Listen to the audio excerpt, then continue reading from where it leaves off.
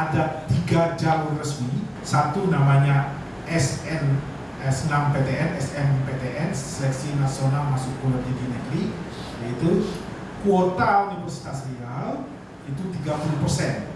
Kami menetapkan dari total 6.360 tadi, lebih kurang untuk S1 itu 30%-nya itu dari SNPTN, yaitu tadi sudah disampaikan yang lulus itu 1.908, ya, yang registrasi itu lulus baru kita umumkan, tapi ada yang tidak mau tetap UNRI, tidak mau dia registrasi, ya macam-macam, pandemi, ekonomi, atau lulus di tempat lain, yaitu 1.742, 166 yang tidak registrasi dari SNPTN itu, ya. Ini tergolong biasa, rata-rata ini termasuk sedikit. Biasanya kami di atas 200, tahun ini cukup 166, tapi pasti ada juga tuh yang selalu tidak registrasi. Tapi nanti kekurangan itu akan kami tutup, namanya jalur kedua SBMPTN, Seleksi Bersama Masuk Perguruan Tinggi Negeri, melalui jalur UTBK namanya, ujian tulis berbasis komputer. Jadi jalur kedua itu SBMPTN, tapi untuk masuk ke SBMPTN itu harus ikut dia namanya UTBK, ujian tulis berbasis komputer, dan dilaksanakan kemarin. Tinggal pengumuman itu yang 14 Juni akan kita umumkan. Itu lebih kurang kita daya tampung kita 40% dari yang tadi namanya itu lebih kurang itu 2.544 yang akan kita terima nanti, belum pengumuman, ya, tapi akan ditambah dengan 166 orang yang kekurangan tadi, sehingga SBMPTN kita itu akan kita terima nanti lebih kurang 2.710. Berapa yang registrasi itu tidak tahu, nanti ada jadwal registrasi nanti kami berikan untuk SBMPTN, ya, semuanya. Kemudian setelah selesai 2 jalur ini, baru namanya jalur mandiri. Jadi jalur mandiri itu tidak boleh lebih awal dari 2 jalur ini, tidak boleh. Jadi jalur mandiri itu UNRI mempunyai 2 secara umum, ada 2 pelaksanaan jalur mandirinya. Satu bergabung dengan SNMPTN Barat, namanya BKS Barat. Ada 17 perguruan tinggi yang tergabung dalam BKS Barat itu, salah satunya Universitas Riau. Nanti di usia pusatnya itu kita itu yang pertama jalur mandiri kita, yaitu SNMPTN Barat. Itu kuota kita 15%, lebih kurang 954 orang yang mau kita akan terima nanti. Tanggal pendaftarannya itu sudah dibuka 17 Mei yang lalu sampai nanti 21 Juni. Nanti ujiannya 28 Juni sampai dengan 7 Juli. Itu juga berbasis komputer, namanya CAT, Computer Assist Test. Kalau dulu hanya berubah tahun ini. Untuk mandiri Barat ini, SNMPTN Barat ini, perubahan pola tesnya. Dulu berbasis kertas, PBT, Paper Based Test, sekarang menjadi CAT. Karena itu waktunya lebih kurang 9 atau 10 hari, 28 sampai 7. Tergantung kepada nanti pendaftaran. Sampai saat ini lebih kurang 350 baru yang daftar ke UNRI. Kalau dulu 5.400-an orang. Ya kan sekarang karena belum diumumkan UTBK-nya tanggal 14. Kalau udah diumumkan nanti meledak itu daftarnya. Ya, itu. Nanti diumumkan pada tanggal 14 Juli. Ya, 14 Juli. Yang Barat itu. Ya, yang Barat itu bersamaan nanti dengan jalur mandiri yang kedua UNRI, yaitu PBUD PBM. Jadi ada tadi saya bilang jalur mandiri itu terbagi 2, ada Barat, SNMPTN Barat, 15% kuotanya, lebih kurang 954 orang. Kemudian PBUD PBM juga 15%, itu lebih kurang juga 954 orang, lebih kurang. Itu kalau kita totalkan sudah namanya 100% ya, 30 di SN, 40 di SBMPTN, 30% di Mandiri. Ya, 30%. Nah, kalau PBUD PBM itu pola penerimaannya persis sama dengan SNPTN, hanya nilai rapor. Untuk beliau dengan nilai rapor itu, ya tidak ada tesnya. Ya, kita nilai rapor sama dengan SNPTN. Nah, kemudian terakhir nanti ada kita yang D3 bersama nanti dengan apa namanya, D3 itu bersama dengan dia mandiri juga, tapi yang untuk program D3 kita itu yang lebih kurang 650 orang itu, yang nanti pengumumannya bersama nanti tanggal 14 Juli juga. Jadi tidak ada lagi pengumuman setelah itu ya, jadi 14 Juli itu, karena memang begitu aturan undang-undangnya. Nah, jadi kemudian yang perlu disampaikan juga, jadi yang dalam waktu dekat ini yang akan kalau SR sudah selesai, SBMPTN tinggal menunggu pengumuman, maka yang memungkinkan untuk, terutama yang perlu kita gencar untuk promosikan yang mandiri ini. Mandiri tadi yang ada dua pola tadi, barat sama dengan PBUD tinggal seleksi saja. Biodatanya sudah masuk semua, data sudah masuk semua, maka yang perlu kita fokus betul untuk mempromosikan terutama yang barat ini, karena sampai tanggal 21. Nah, ini yang kami ingatkan, mohon diingatkan juga di pemberitahuan itu, walaupun di waktunya panjang, ya waktunya panjang, jangan menumpuk mendaftar itu di tanggal 21 itu 2021. Pasti nanti susah lah membayar ke bank karena server itu bisa down. Itu udah kejadian itu. Itu berwanti-wanti kami mengingatkannya. Kalau bisa ya sudah telah pengumuman tanggal 14 besok, kalau memang yang ingin masuk silakan. Nanti aturannya ada dua yang barat itu lebih kurang 350.000 membayarnya, bisa memilih dua prodi. Jadi bisa prodi di mana dia satu PTN, jadi bisa dia mengambil dua prodi di satu PTN, UNRI diambilnya dua prodinya di UNRI, boleh mengambil beda PTN dua prodi itu. Dan kalau dulu sebelum apa itu paper test itu dia harus tes di mana dia PTN dia dipilih, sekarang tidak, karena COVID ini, setelah COVID ini tidak mesti dia ujian di UNRI, tidak mesti memilih UNRI, ya, tidak mesti dia memilih prodi yang ada di UNRI, tidak mesti memilih di UNRI, ya. Nah, lebih kurang itu ada dua nanti, Saintek dan Soswum bidangnya. Saintek itu untuk ada 17 PTN di wilayah barat ini, salah satunya UNRI, mulai dari Untirta, Unsia, ITERA, Teknologi Sumatera, ada Bengkulu, ada UNRI, ada Jambi, ada Lampung, ada ISI, Padang Panjang, ada Palangkaraya, Malikul Saleh, Umrah, Panitia Raja Hari Haji di Batam atau Tanjung Pinang, Bangka Belitung, ada UTU, yaitu Tunku Umar, ada ISDI, ada UNSIL, Siliwangi, Tasikmalaya, ada UNSA, Langsa, dan satu pendatang baru yaitu Universitas Islam Negeri, itu 17 perguruan tinggi. Jadi dia bisa memilih di 17 itu yang ada. Jadi lebih kurang 338 prodi untuk Saintek, lebih kurang 237 prodi untuk Soswum, ya. Yang total ini adalah 7.600 untuk prodi yang akan diterima, 7.600 untuk barat, bukan di UNRI tadi kan 954, dan 6.849 untuk yang Soswum. Itu peluangnya, ya.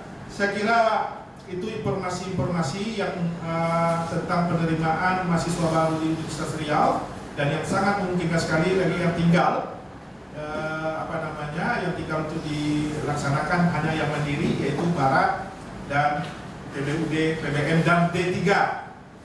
Yang D3 ini yang kadang-kadang kami sangat dilema, kadang-kadang karena memang sifat daripada pendaftar itu dia nunggu kepastian dulu baru dia mau daftar.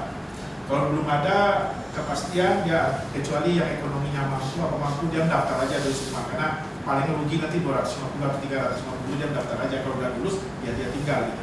Ya, sekali lagi itu, kemudian juga selalu kami sampaikan untuk PBUD PBM itu, kami selalu wanti-wanti tolong disampaikan juga ke sekolah itu, jika sudah lulus di SN, sudah lulus nanti di SBMPTN, sudah lulus nanti boleh mendaftar ke kami akademik untuk tidak diikutkan di seleksi PBUD. Kami mohon betul itu. Kalau sudah lulus di SN, sudah lulus dia di SBMPTN nanti, ternyata dia ikut lagi di PBUD, mohon dilaporkan untuk tidak diikut seleksikan sebelum tanggal 14. Kami biasanya seminggu kami sebelum tanggal 14 Juli itu dilaporkan ke bagi rekan supaya tidak diseleksi. Kenapa? Konsekuensinya blacklist itu, ya, blacklist itu. Jadi kalau dilapor tidak seleksi tidak akan kena nanti, ya, tidak akan kena seperti itu sekolahnya. Karena banyak anak-anak bangsa ini, anak-anak yang ada di Riau ini yang ingin kuliah, ya. Kalau memang betul-betul, kalau memang sudah lulus janganlah ambil ini lagi, begitu kan? Kasihlah kesempatan orang lain. Kalau memang mau ambil juga melalui jalur itu, ya diambil, jangan dilepas. Kan jatah orang lain diambil seperti itu. Itu yang banyak kami temui, yang jadi kendala kami, dilema kami itu terus. Di satu sisi kami ya ingin mengakomodasi untuk anak-anak yang lain, di satu sisi juga kami juga jangan asal-asalan saja. Kalau memang ya kami tidak ingin selalu dibilang oleh Pak Biro, kami tidak ingin itu di nomor 2 kan. Ketika ada lulus ya diambil. Kalau tidak ya jangan pilih gitu. Ya, karena kita juga berbenah, memperbaiki diri untuk tetap UNRI tampil ke depan untuk menaikkan rankingnya selalu. Saya kira itu kita nanti bisa diskusi, ada yang ditanyakan. Kalau tidak terkurang saya mohon maaf. Wabillahi taufiq wal hidayah. Assalamualaikum warahmatullahi wabarakatuh. Untuk UNRI, kita bicara UNRI, untuk jalur mandiri sekarang, untuk UKT-nya persis sama jalurnya dengan SMSB. Tapi kita tidak tahu sekarang berapa, karena nanti akan ditentukan dengan memasukkan waktu registrasi apa, sebelum itu dia memasukkan biodata. Biodatanya apa semuanya dimasukkannya, nanti baru keluarnya UKT-nya berapa, sesuai dengan kondisi ekonominya, data yang dia input, seperti itu. Jadi tidak ada. Kemudian juga kalau untuk pendaftaran tadi sudah saya sebut 350, kalau UKT seperti itu. Jadi tidak ada. Kalau dulu memang iya, memang mandiri itu memang haknya daripada perguruan tinggi untuk pengembangan institusinya itu untuk memungut dana SPP-nya itu UKT itu berbeda dengan jalur yang lain. Tapi tahun ini UNRI disamakan, samakan UNRI, sama, ya, sama. Jadi bisa dia nanti 4, bisa 5, bisa 6, bisa berapa, tergantung nanti datanya. Saya kira itu ya Pak Bila ya. Sekarang ini itu untuk jalur, semua jalur itu ada aturan kementerian bahwa tidak boleh dibeda-bedakan tentang biaya kuliah atau UKT daripada mahasiswa kita itu. Jadi mulai tahun ini, yaitu sesuai dengan aturan dari kementerian itu, bahwa jalur SNMPTN, jalur SBMPTN, jalur mandiri itu UKT-nya ya seperti yang disampaikan oleh Pak Dr. Rahmat tadi, bahwa itu diverifikasi sesuai dengan isian data, biodata daripada calon mahasiswa tadi. Kalau memang orang tuanya mampu, jadi kita sudah sistem yang menentukan diisi di input daripada masing-masing apa tadi, nanti otomatis saja keluar dia. Apakah dia UKT 6, UKT 5, UKT 4, UKT 3, 2 dan 1. Jadi UKT kita itu bertingkat dari 1 sampai 6. UKT di Universitas Riau ini. Kita terkejut dengan kondisi begini, dunia pendidikan juga terkejut menyiapkan aturan-aturannya. Tapi kita juga kita punya panduan pedoman untuk perkuliahan new normal ini, untuk menghadapi wabah pandemi ini ada kita panduannya, dan kita juga punya, jadi masing-masing fakultas, masing-masing prodi mempunyai aturan sendiri bagaimana sistem. Kita kan tidak berbagai media kita gunakan, bisa Google Classroom, bisa kita menggunakan, dulu kita pernah, sekarang ya sudah tidak perlu meeting, macam-macam, bisa juga di Google Google Meeting bisa juga kita lakukan dengan aturan ya masing-masing. Ya etika itu ya dipenuhi, jangan sedang masa kuliah. Tapi kan kita dengan kondisi begini yang mau tak mau kan, ya bagaimana, kadang-kadang ya kita memang aturan kamera di hidung seperti apa semua, seperti itu kadang-kadang ya, tapi itulah kita kan tidak bisa mengontrol sekian banyak itu. Tapi kita tetap seandainya memang untuk kualitas perkuliahan, pasti kita namanya ada RKPP atau LPS panduan kita mengajar itu tetap itu yang disampaikan dosennya. Materi itu tetap itu, kemudian materi itu disampaikan seperti itu.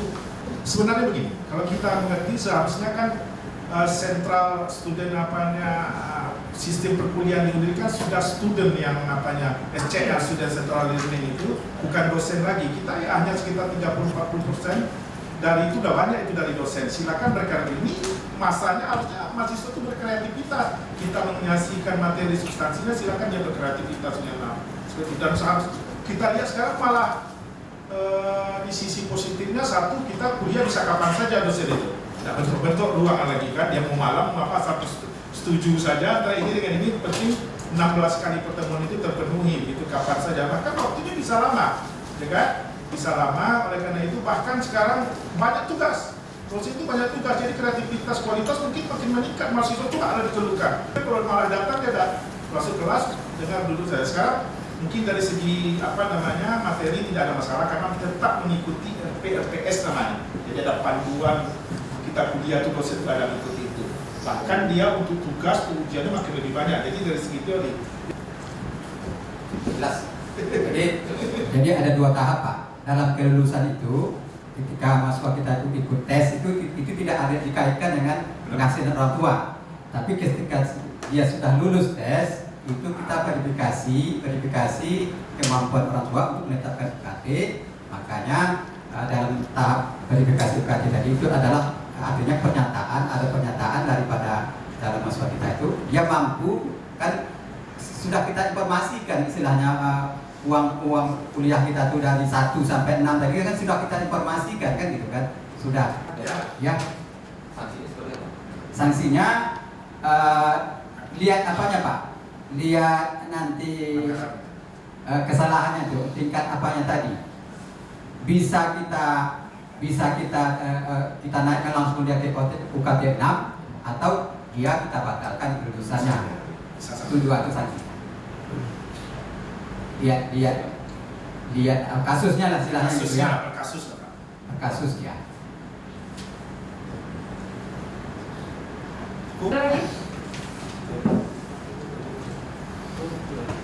Pas ya.